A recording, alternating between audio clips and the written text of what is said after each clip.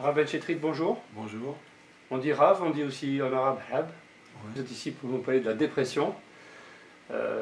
Dépression et Rav, moi je ne fais pas le lien, mais certainement vous allez me dire pourquoi vous êtes là. Non, le Rav, il a des multiples fonctions.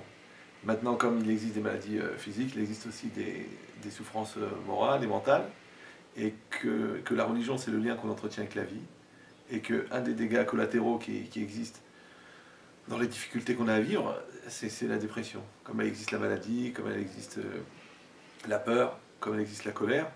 Donc c'est normal que la religion réponde à ce type de questionnement aussi, mais pas, évidemment, pas de manière thérapeutique ou de manière médicamenteuse, mais d'aller chercher à l'intérieur de soi-même les sources de joie, les sources d'équilibre pour pouvoir gérer ces mal-être. Parce que de toute façon, en tant que croyant, on sait très bien que ce qui nous arrive est adapté à nous, après que la solution on la contient, et qu'en fait la solution, c'est un niveau de maturité qu'on doit atteindre. Maintenant, tant que la souffrance n'est pas devenue chronique, eh bien, il suffit de répondre à la question en grandissant, c'est-à-dire faire l'effort de maturité. Mais si on a laissé cumuler l'immaturité, alors c'est ça qui crée la maladie, c'est ça ce qui fait que des fois on devient soi-même prisonnier de sa souffrance. Et là, évidemment, il y a les médicaments et la thérapie. Est-ce que vous n'avez pas l'impression qu'on est aussi devant un système qui va être mis en place par une société en partant du principe que des gens dépressifs, ils seront peut-être plus faciles à manipuler ou à passer des informations. On a vu ça déjà avec le système, on va dire, un peu chinois, où les gens étaient tous très acceptants dans ce qu'on leur proposait. Est-ce qu'aujourd'hui, quelque part, c'est pas aussi l'alimentation, les informations qu'on reçoit par les médias, etc., qui amènent les gens à avoir ce mode de fonctionnement, cette incapacité à avoir une solution au bout du tunnel, sortir de l'impasse? Ça c'est sûr, c'est-à-dire que le climat, l'ambiance, moi j'ai expliqué la réponse de la personne. Maintenant, l'origine, le conditionnement, le monde extérieur, la difficulté, la souffrance, c'est normal, c'est une question que la vie nous pose. Maintenant, là où la religion intervient, c'est qu'elle va dire que la solution elle est intérieure. On peut l'imaginer politique, la solution, on peut l'imaginer sociale, on peut l'imaginer mentale, mais là on dit que quelqu'un va aller chercher à l'intérieur de lui-même pour se construire, pour être fort et pour avoir une réponse. Parce qu'il y a des gens qui ont dû souffrir, qui ont lutté contre la dépression dans les camps de la mort, il y en a qui ont souffert de la dépression parce qu'ils avaient raté le permis, il y en a une déception amoureuse les a détruits entièrement, il y en a qui ont dépassé un cancer. Donc on voit bien que la manière qu'on a d'aborder la difficulté et la souffrance, elle est différente chez chacun, selon combien est-ce que la personne avait travaillé en elle-même. Maintenant j'ai dit, il y a deux genres de personnes qui sont sorties des camps de la mort. Les gens qui avaient foi en Dieu et les gens qui avaient foi en la vie. Maintenant, vous avez évoqué quand même le camp de la mort, c'est un système de destruction. Maintenant, il est poussé à l'extrême, mais il y a aussi un camp de la mort dans la logique de consommation à outrance. Il y a aussi un camp de la mort dans la logique de la destruction intellectuelle de l'homme. Il y a un camp de la mort dans le bêtisier énorme de la télévision. D'accord? Donc tout ça, c'est des formes de destruction. Après, la personne décide, est-ce qu'elle veut être victime du système ou elle veut utiliser le système? Vous avez évoqué dans votre conférence le système agroalimentaire, vous avez évoqué le système du lobby laboratoire. Enfin, je veux dire, bon, tout ça, c'est créé dans des buts d'argent et bon, ça amène ça aussi. Est-ce qu'aujourd'hui, André Malraux a dit par exemple, le XXIe siècle sera spirituel ou ne sera pas? Est-ce que les religions vont avoir un rôle à jouer, comme vous êtes en train de le faire, vous par exemple, sur la dépression? J'imagine que les conseils que vous prodiguez sur votre site par l'intermédiaire de votre association, est-ce que vous avez une demande qui est grandissante par rapport aux gens qui sont confrontés à des désarrois de plus en plus présents? En fait, la solution, je l'avais entendue à la radio. Une fois, un scientifique, on l'avait interrogé, on lui disait comment ça se fait que de plus en plus de gens se tournent vers des sectes, vers la religion, Et lui, il disait, bon, parce qu'on n'a pas encore assez rationalisé, il faut encore plus rationaliser pour que les gens ne se tournent pas vers de l'irrationnel. En fait, c'est exactement l'inverse. C'est que l'homme fonctionne comme une espèce de tube dentifrice. Plus on appuie dessus, plus ça sort avec la pression.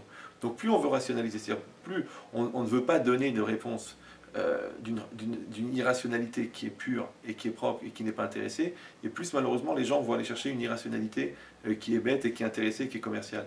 C'est-à-dire qu'en fait c'est la rationalité à outrance qui mène les gens vers une mauvaise irrationalité. Au lieu d'accepter que l'irrationalité existe, comme dans le monde asiatique, on accepte, on peut être scientifique et accepter l'irrationnel. Alors que dans le monde occidental, on a créé le rationnel pour lutter contre l'irrationnel. Parce qu'il y a eu un tel rejet de l'Église qu'on a créé la science pour lutter contre la moralisation. Mais en fait, c'est une erreur. Parce qu'à vouloir faire une société qui était amorale, on en a fait une société immorale. Or, les gens ont besoin de cette moralité. Maintenant, aujourd'hui, c'est interdit de parler de morale à la radio, de parler de morale à la télé. Alors, on ne sait plus comment faire, la morale politique, l'éthique, on ne sait plus quel mot dire, pour ne pas dire le mot qu'on devrait dire. Mais tant qu'on n'a pas donné aux gens une capacité à nourrir et à soigner leurs besoins d'irrationnel, eh ben, ils vont aller prendre de l'irrationnel débile. Oui, mais si vous parlez de morale, moi j'ai l'impression que vous introduisez aussi des notions qui sont des notions de bien et de mal. Ça va être très dangereux parce que qui va définir ce qui est bien et ce qui n'est pas bien?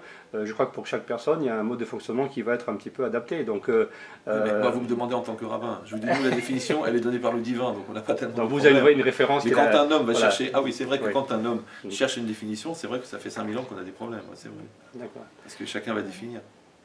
J'ai interviewé il n'y a pas très longtemps un cher soufiste et qui m'a dit la prochaine religion, ça sera le soufisme. Qu'est-ce que vous en pensez? Moi, je parle ni de politique, d'accord? Non, mais c'est simplement parce que bon, le soufisme, c'est aussi une religion de tolérance, d'ouverture. On n'est pas dans l'islam dur. Ouais. Je pense qu'aujourd'hui, chacun va pouvoir trouver dans ce qu'il recherche, il y a une religion qui va correspondre à ses besoins. C'est pas forcément de les mettre en opposition. Je pense qu'aujourd'hui, ce qui est important, c'est la croyance. Ouais. Après, chacun. On parle de croyance par rapport aux gens, dans leur fonctionnement de système. Moi, à mon niveau personnel, je peux parler de ce que je connais, de ce que je fais. Il n'y a pas de prosélytisme dans la religion juive, d'accord? Elle existe, c'est une réalité, ça fait 3500 ans qu'elle existe, c'est la mère des religions, et après chacun va décider le choix qu'il va faire, l'investissement qu'il va faire, et le principal c'est que quelqu'un ait un fond de croyance. Maintenant, de quoi il le nourrit, de quoi il l'habille, ça c'est propre à chacun. Maintenant, de dire que ça va être ça ou ça, il n'y a pas de compétition. On en a vu passer des civilisations.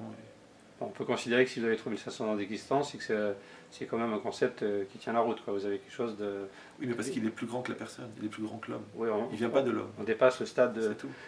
Alors que quand on est marre de l'homme, on finit à l'homme. Voilà, tant qu'on reste au niveau personnel, si vous deviez passer, vous, un message en tant qu'homme de religion, quel serait-il? J'ai dit que le jour où on mettra notre énergie et nos projets au-delà de nos intérêts personnels, au-delà de nos différences, on n'aura plus de problème. Bon, je crois que c'est un projet qui est assez intéressant et qui nous amène à une grosse réflexion. En tout cas, Rav Ben Chetrit, je vous remercie Merci à vous. Que du bonheur. Pour vous aussi. Merci beaucoup.